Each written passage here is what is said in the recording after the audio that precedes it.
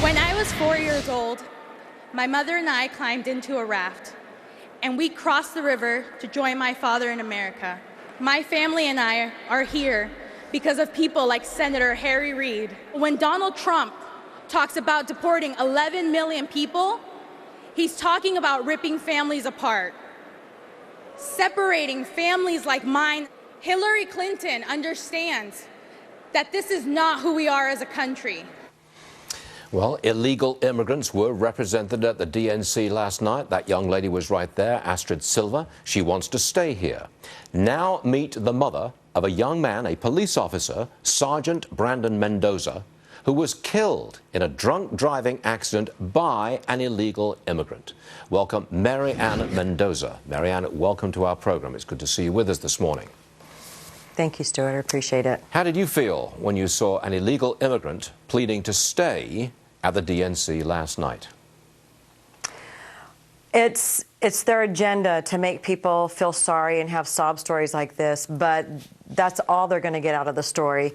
They're not going to get of what this is going to cost every American taxpayer to keep them here through the DREAM Act. I am separated from my son permanently, and I'm an American citizen. I've been paying taxes all of my life.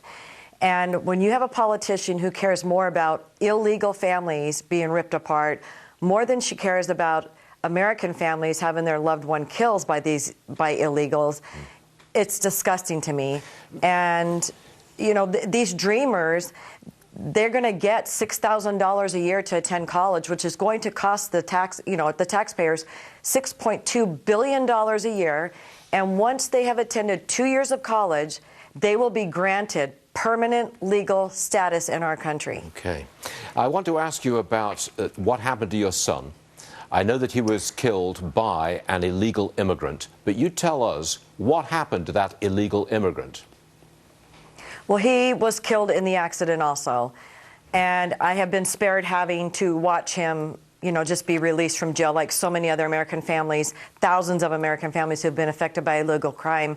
They have had to watch their, you know, the person who killed their child or their loved one not serve their whole sentence, not be deported to Mexico. So this illegal was driving 3 times the legal limit drunk, high on meth, over 35 miles the wrong way on 4 different freeways in Phoenix before slamming head-on into my son, who had just left work, and killed my son. May I just turn the argument around for a moment and go back to the young lady, the young illegal who was at the DNC last night?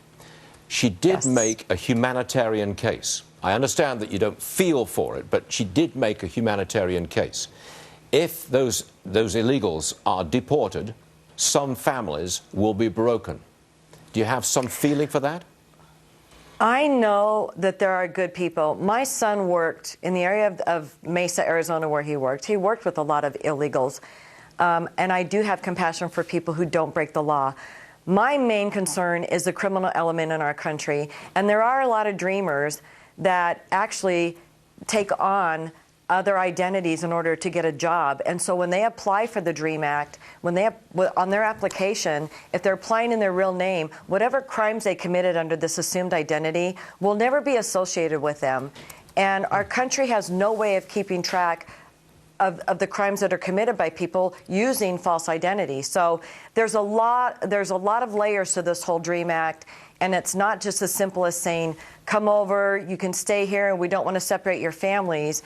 This is a bigger story than the liberals want you to know. Mary Ann Mendoza, thank you very much for joining us this morning and telling a very difficult story. We appreciate it, and thank you. Thank you very much. Yes, ma'am.